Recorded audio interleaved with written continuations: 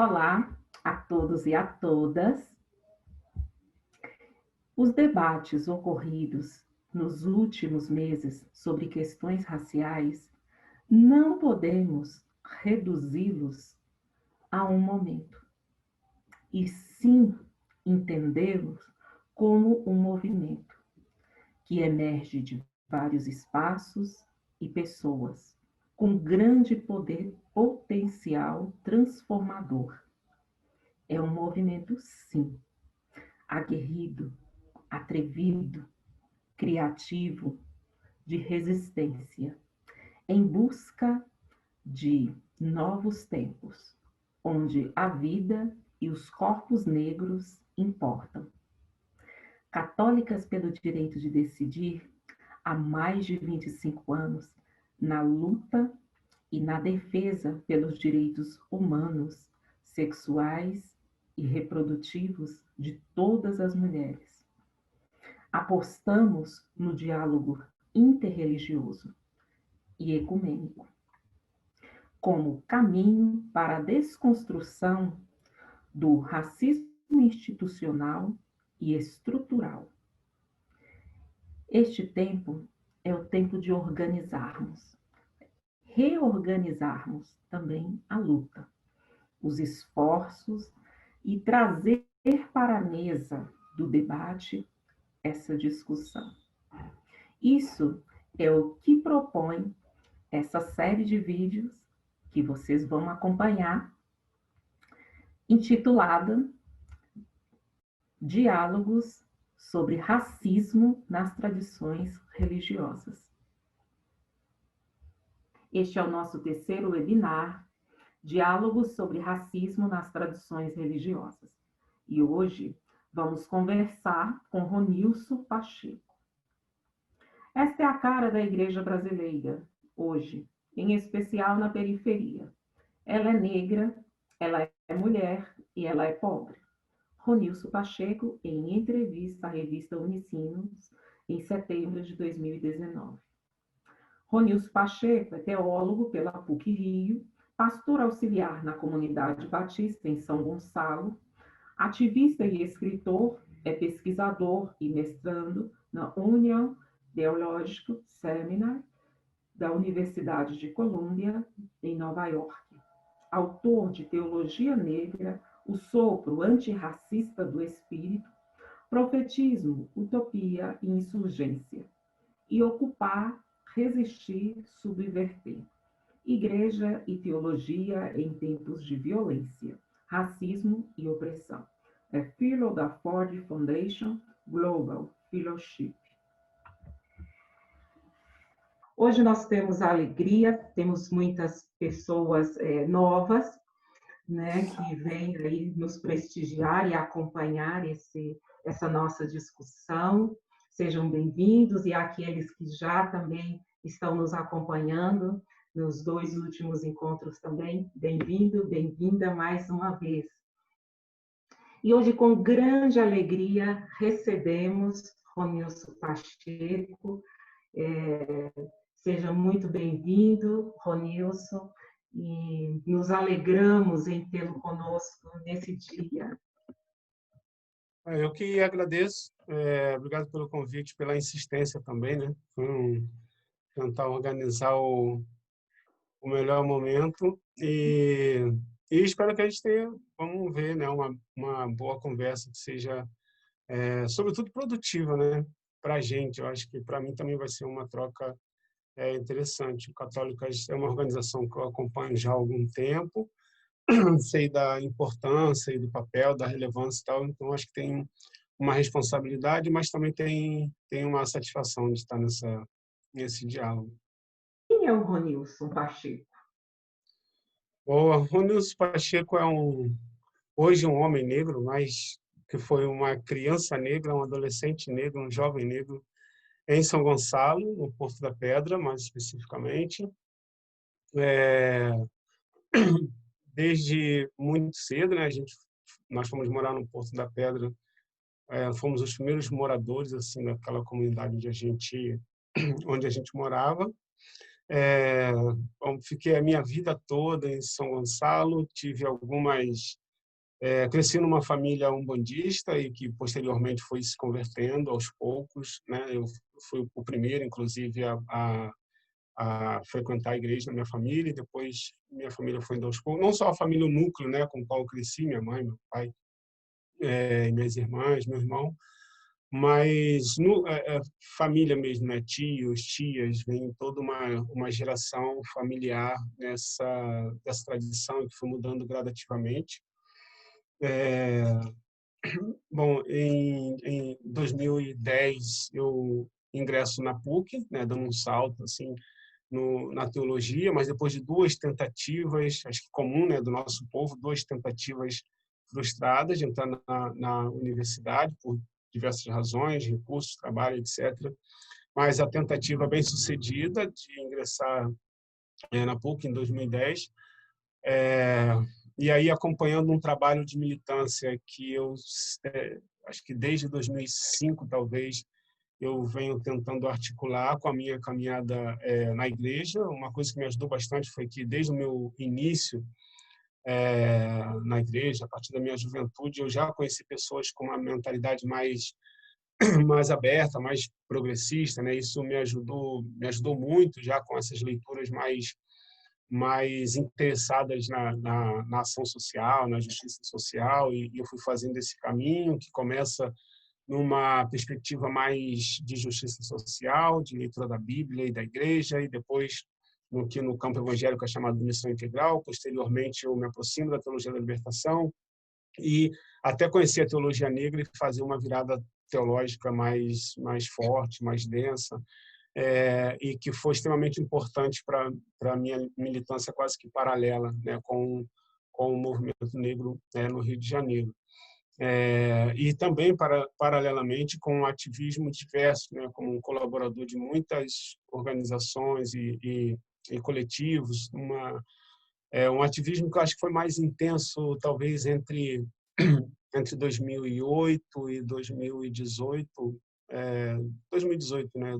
Tem 10 anos aí bem intensos de atividades no Rio de Janeiro, acompanhando lutas diversas, desde encarceramento, né, como foi o caso do Rafael Braga, mas com relação à direito à cidade, moradia, e muito, né, violência policial, né?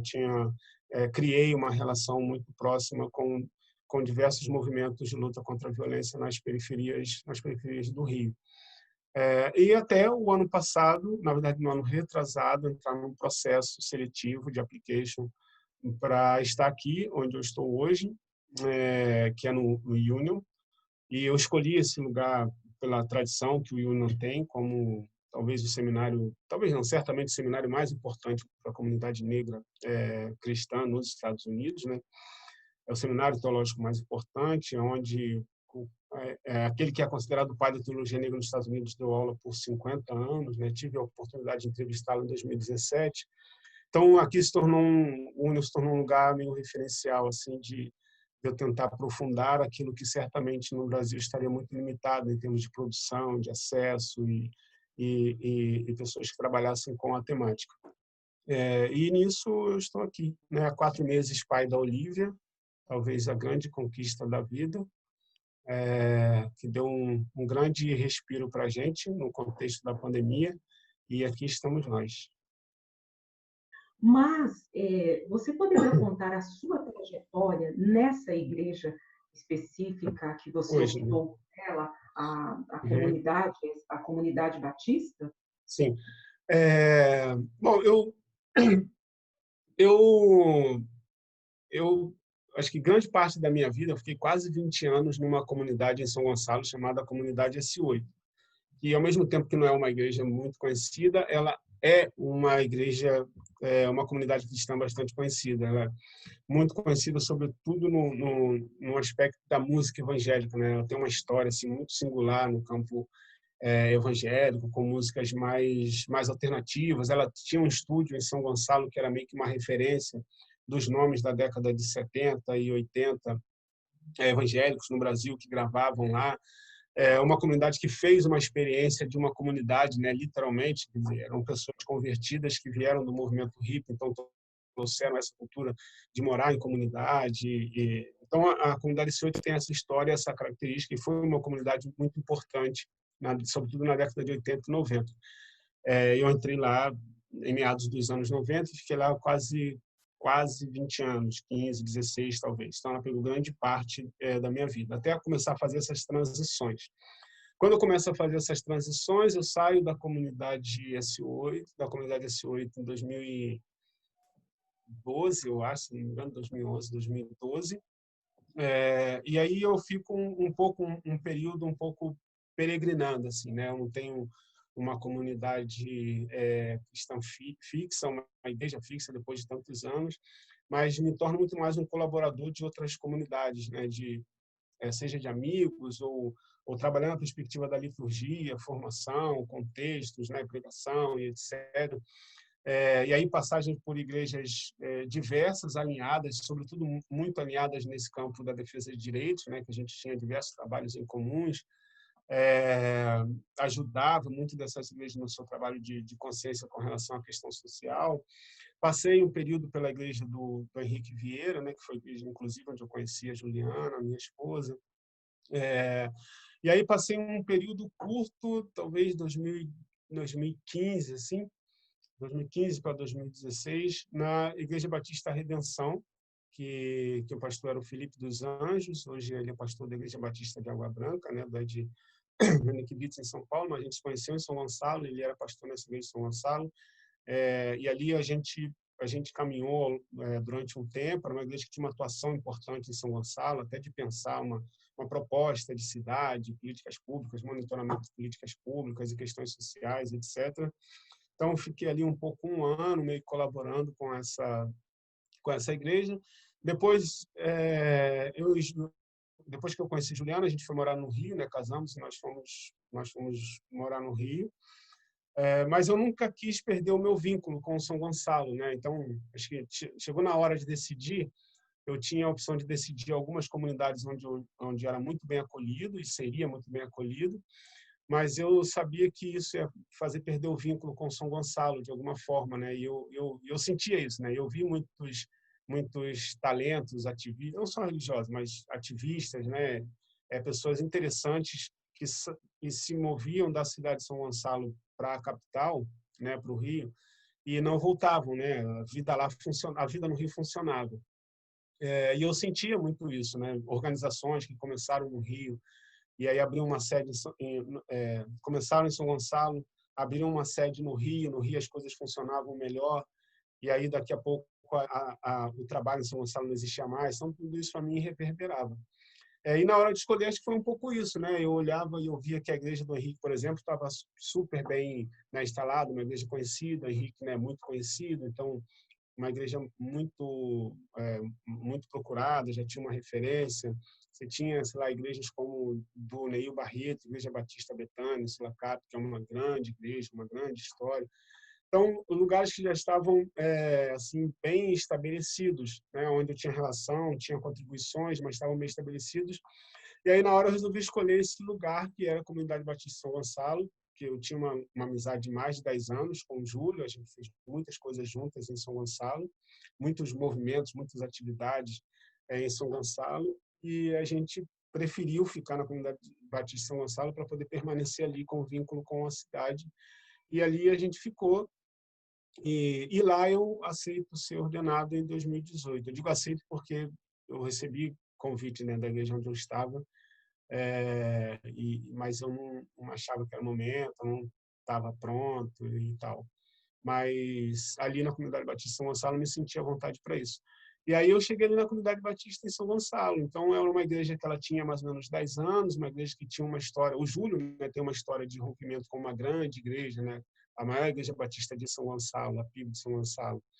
E ele se desvincula dessa igreja, que é uma igreja vinculada à Convenção Batista Brasileira, faz uma escolha por um caminho mais progressista, mais aberto, mais autônomo, e se torna uma igreja muito mais interessante, né? Então, ali ele tinha liberdade de fazer coisas mais interessantes, que ele julgava que era interessante para a cidade, e isso para mim foi determinante. Então, era uma igreja que tinha um ótimo diálogo na perspectiva do diálogo interreligioso, por exemplo. A gente fez eventos muito interessantes ali com relação ao diálogo interreligioso. A gente teve atividades muito interessantes de levar gente do movimento, sei lá, do movimento trans, por exemplo, né, para poder dialogar com a igreja.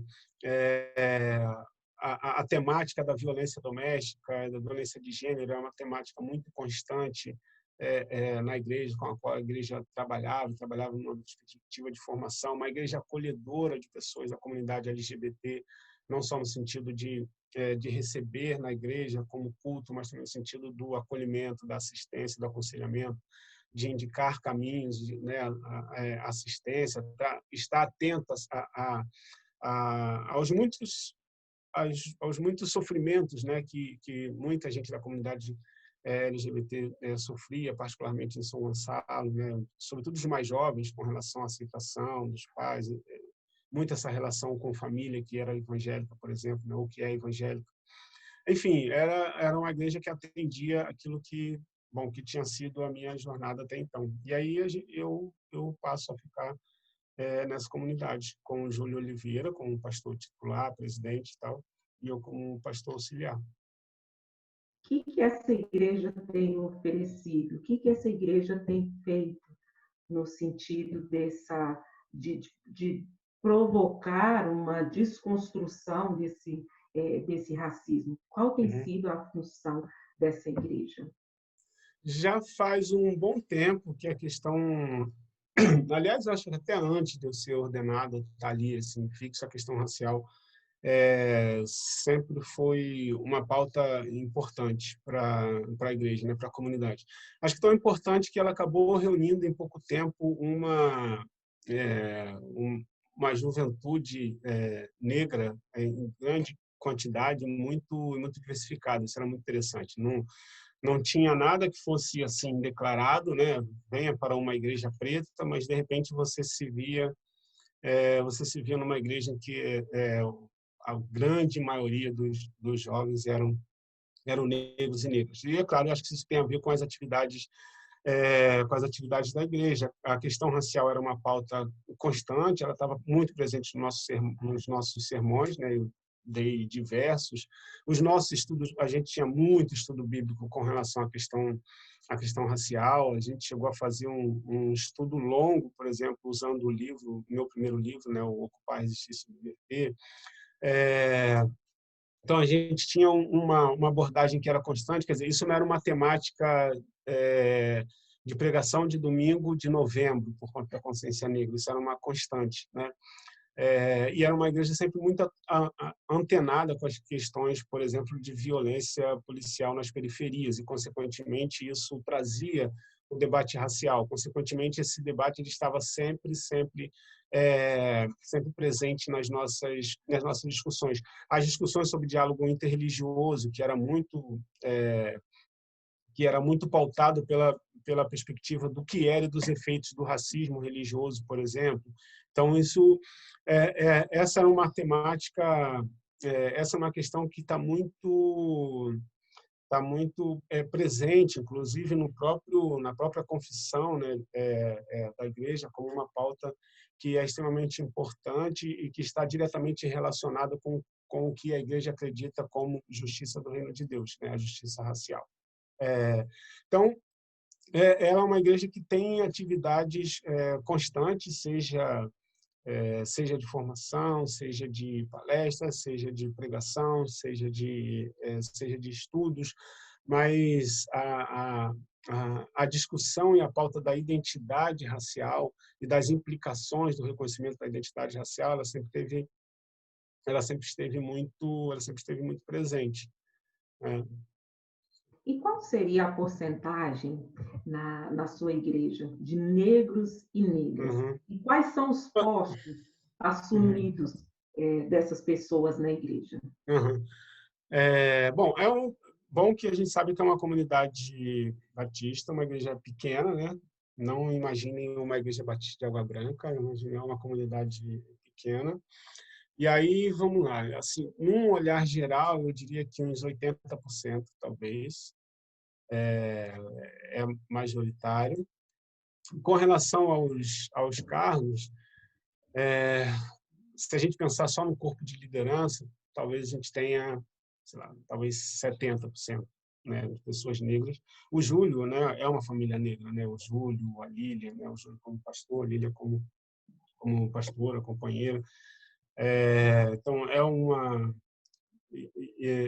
uma família negra. Então, e aí tem eu e tem a Fabiola, por exemplo, né, que eu não sei qual vocês conhecem, a Fabiola Oliveira, que hoje está nessa comunidade, também integra o corpo de liderança dessa comunidade, que também é uma mulher negra.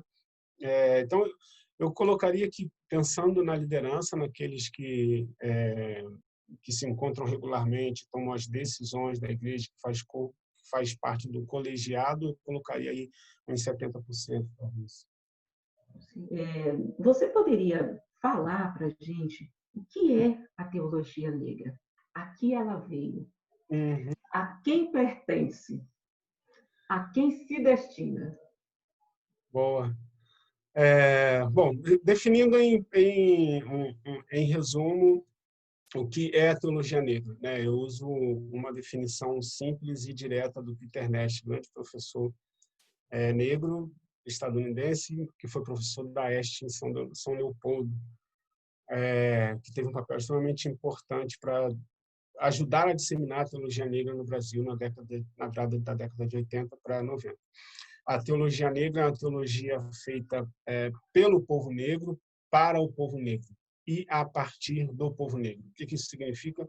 Que a teologia negra está comprometida diretamente com a disputa da identidade nas narrativas bíblicas, no contexto bíblico, da presença negra africana e as suas implicações para a desconstrução da teologia hegemônica que invisibilizou a presença da África e do povo negro na história da Bíblia e na história sobre Jesus e dos Evangelhos. Então, a teologia negra tem um compromisso direto com essa recuperação, mas não pura e simplesmente por essa recuperação, não é uma disputa pura e simplesmente para trocar, para substituir a Europa pela África, não é uma substituição pura e simplesmente por vaidade,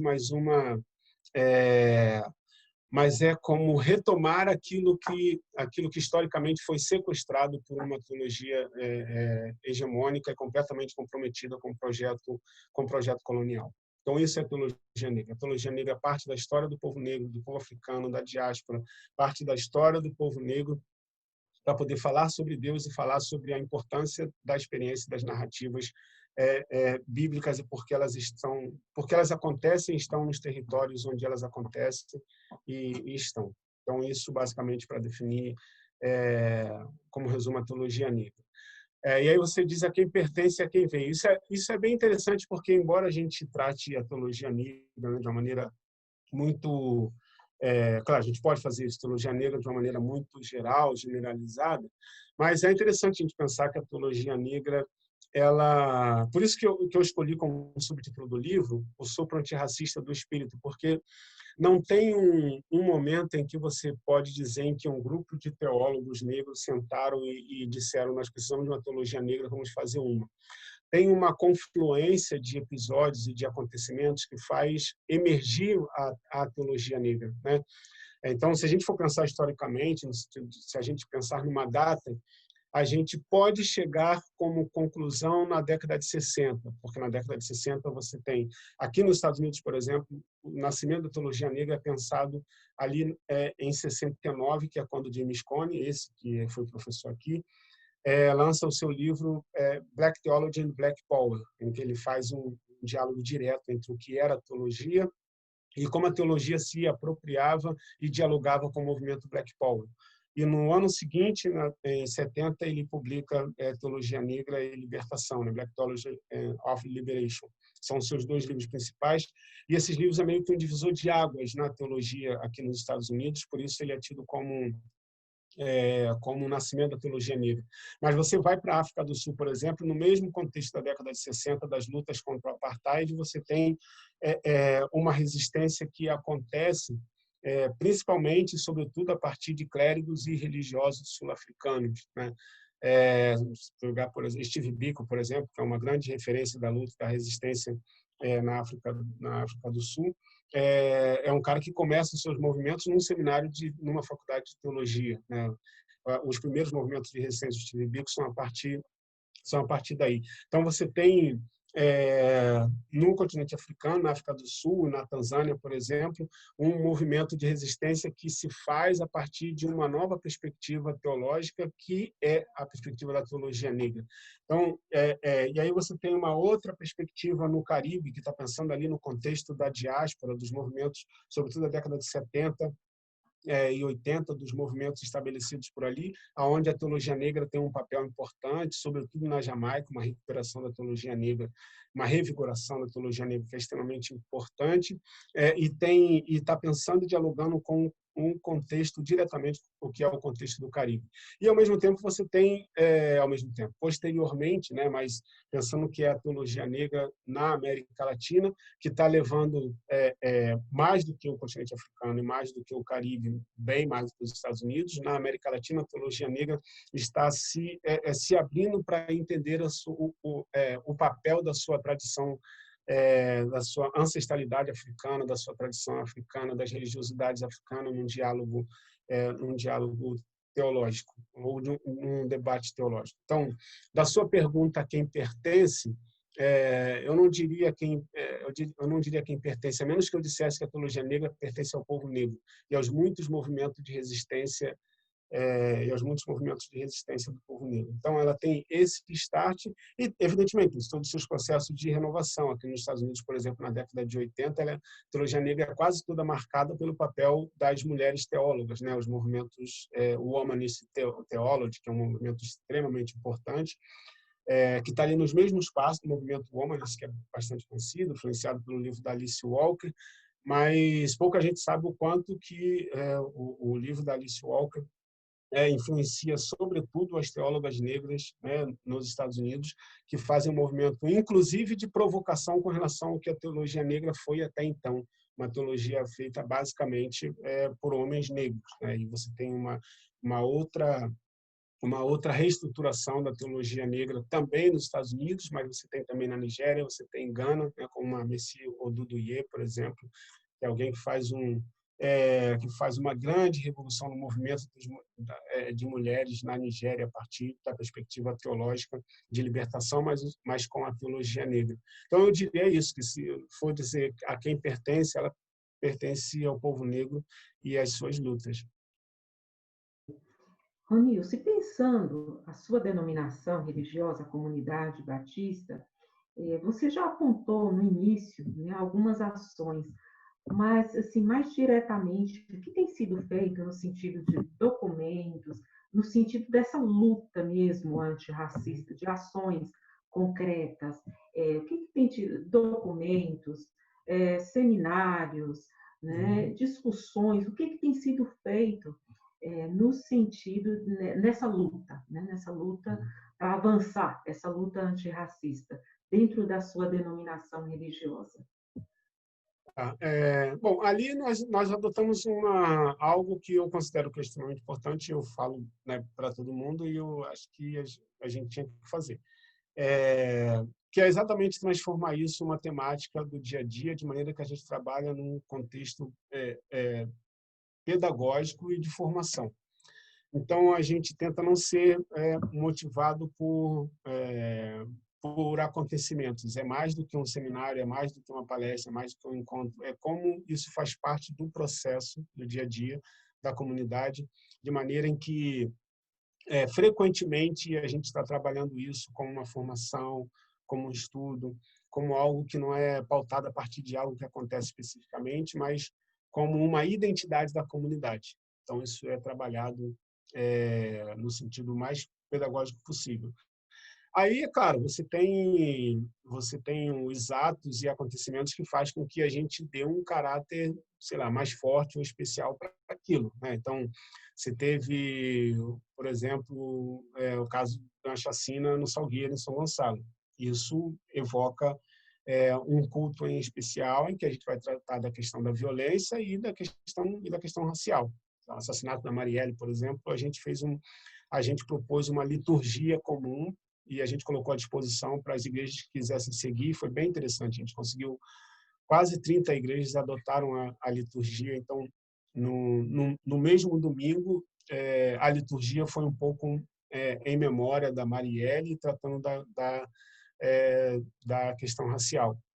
Então, a gente teve, ano passado, foi uma das últimas atividades antes de eu vir para os Estados Unidos, a gente teve uma mesa muito interessante com a Renata Souza, né, que é presidente da Comissão de Direitos Humanos do Rio, e o Silvio Almeida, né, que estava no Rio. A gente fez uma mesa falando sobre a questão racial e religiosa e violência. Então a gente tem essas ações mais enfáticas e sazonais, mas eu diria que, né, na sua pergunta do que tem feito efetivamente, acho que a coisa mais efetiva que a gente tem feito é tornar isso não sazonal, mas como algo que é parte da identidade da igreja. Então, ela está presente na construção da identidade da igreja. Quem entra na comunidade Batista São Gonçalo hoje, eventualmente vai participar de um estudo bíblico, de uma formação, de um sermão onde a questão racial está no centro da discussão. No início desse ano, Ronilson, teve uma pesquisa da Datafolha, onde apresentava que 59% dos evangélicos são negros, né? Como você vê e avalia esse grande número de homens e mulheres negros, né, dentro de igrejas brancas? Uhum.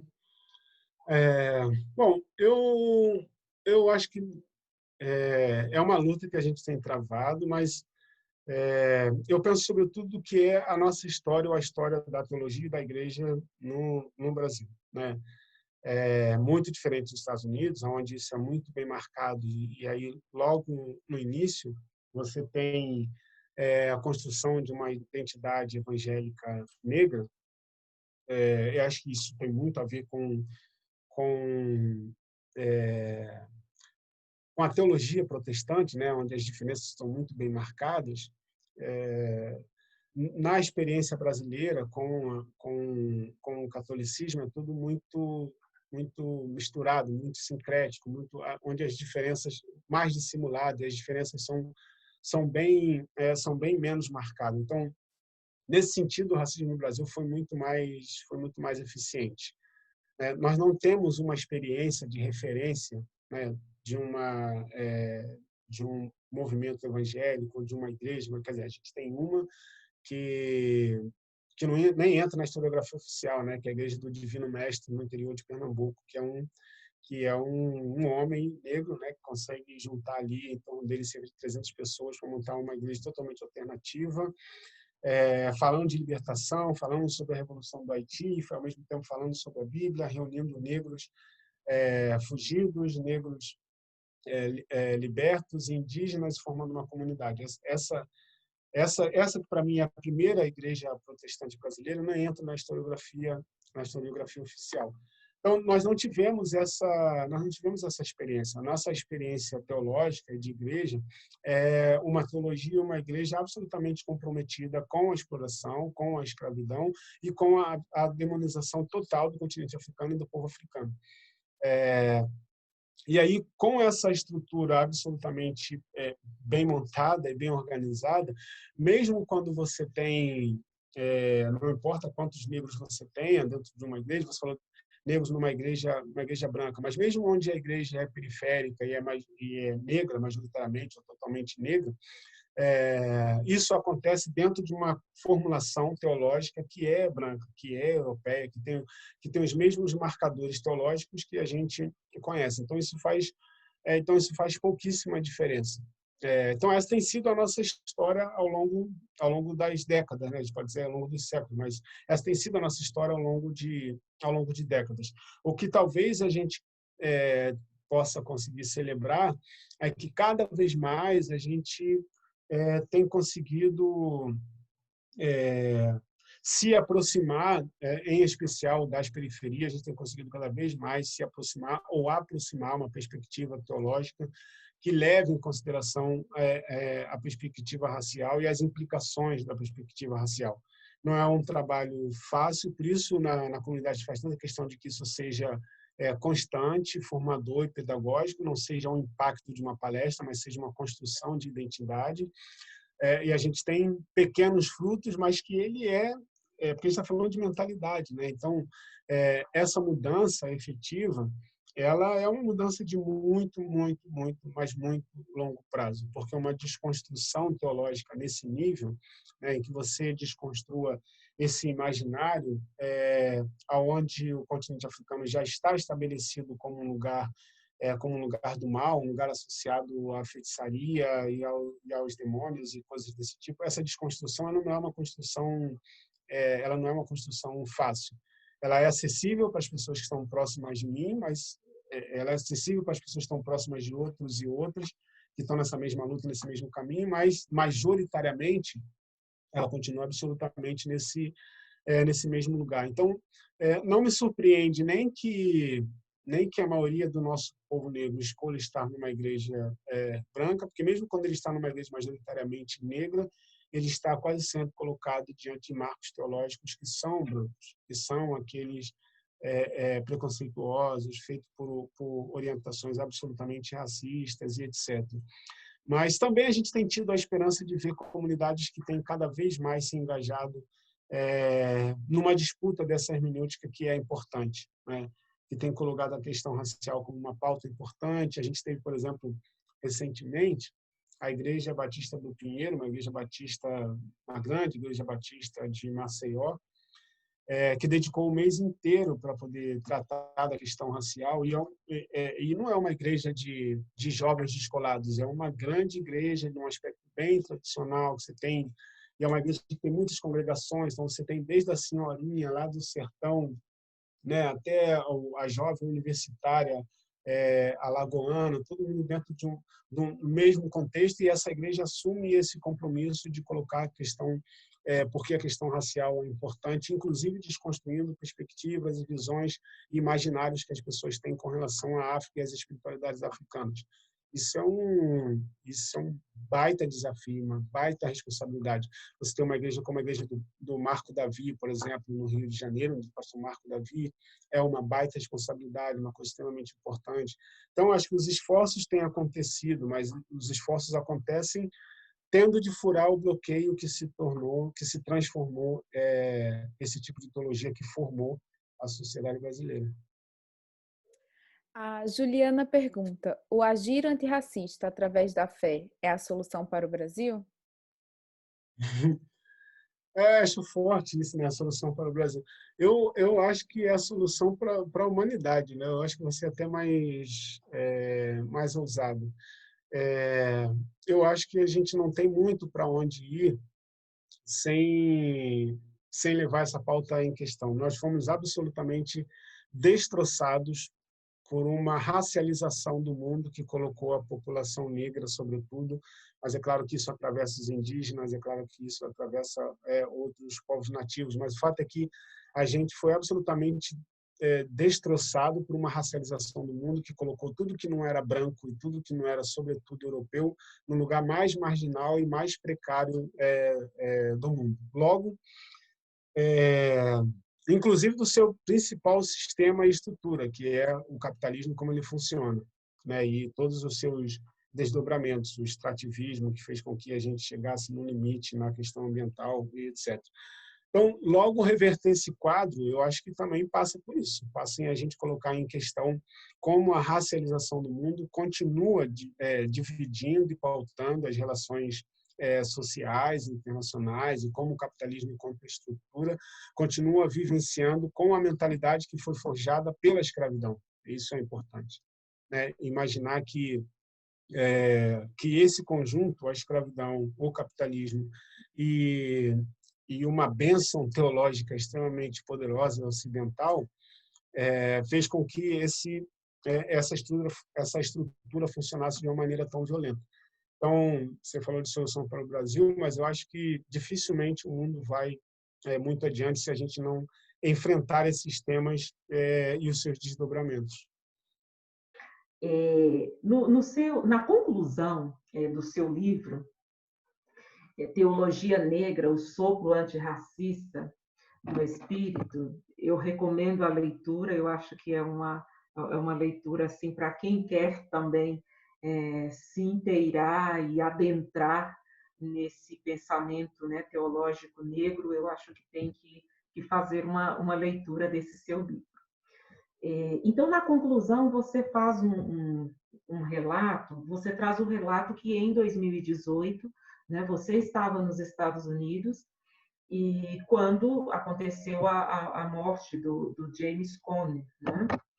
E na celebração, no funeral, né, um dos oradores, né, desse funeral foi outro grande nome também, né, assim que dessa discussão, outro grande teólogo, né, que é o Conner West, e onde ele mencionou nesse discurso dele: o racismo nos Estados Unidos não acaba enquanto a Igreja Branca existir. E você desenvolve todo um pensamento que você veio inquieto, você veio embora inquieto com essa fala do West, e pensando como traduzir isso aqui para o Brasil, como pensar isso aqui para o Brasil. Isso foi em 2018. Eu passo essa mesma pergunta para você 2 anos após. Qual seria a recepção no Brasil a uma frase que afirmasse que o fim do racismo aqui não aconteceria enquanto a Igreja Branca existisse? Que Igreja Branca deveria deixar de existir? O que você fala para nós sobre isso?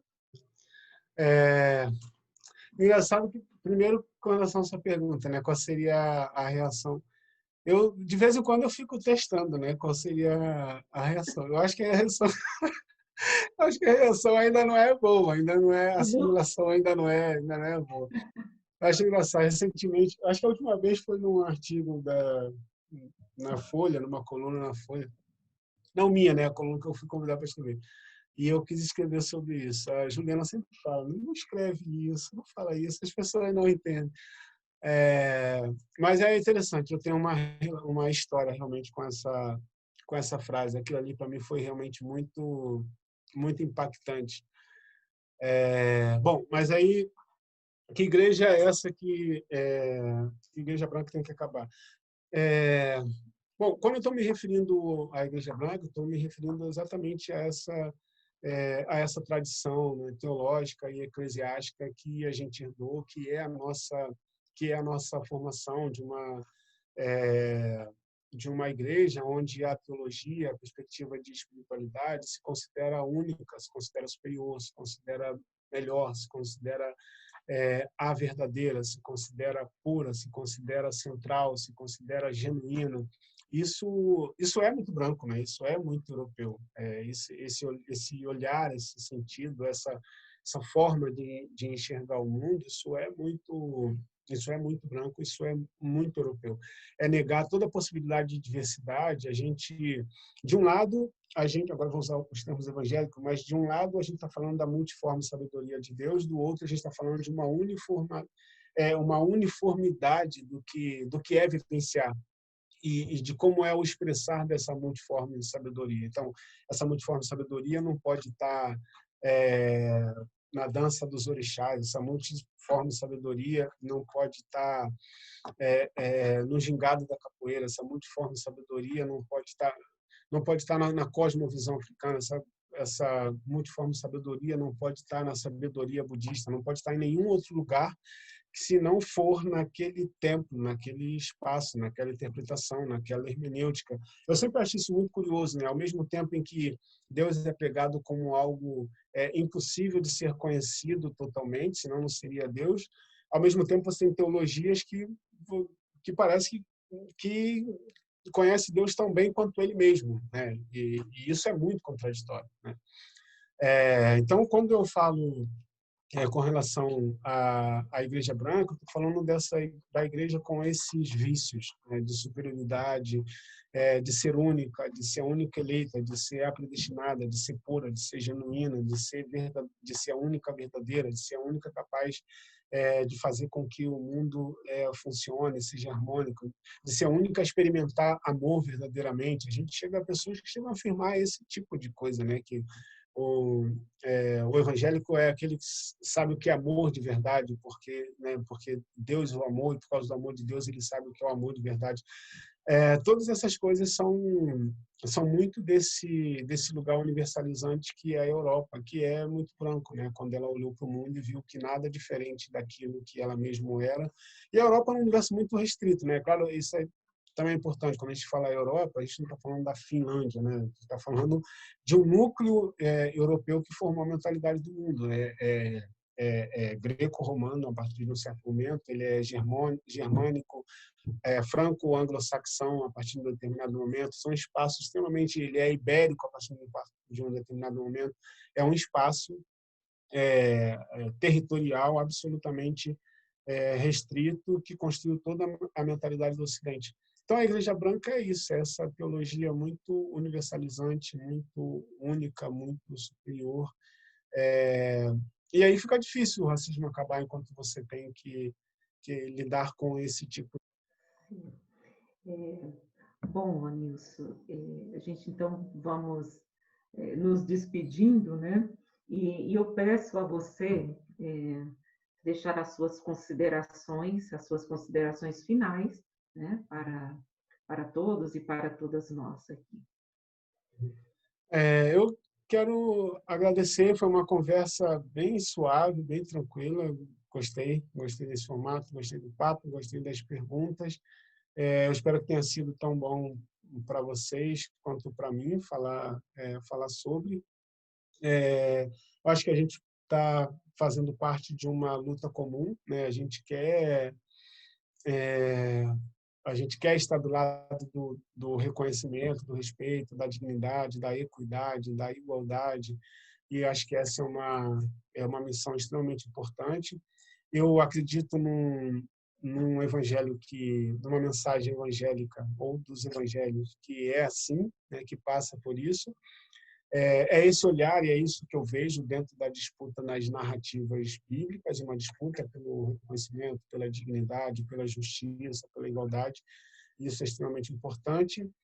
E obrigado a vocês por me ouvirem. Espero que as indicações funcionem. Para qualquer indicações posteriores, né, se quiserem, a Letícia tem os contatos com o qual ela falou comigo, podem pedir, enviar, se eu for capaz de ajudar a indicar, será feito. E parabéns por essa série, né, ouvindo pessoas tão interessantes. Inclusive, eu acho que é interessante. Este foi mais um webinar, Diálogos sobre Racismo nas Tradições Religiosas. Agradecemos a sua participação, a sua presença e atenção. Siga-nos nas redes sociais. Um grande abraço.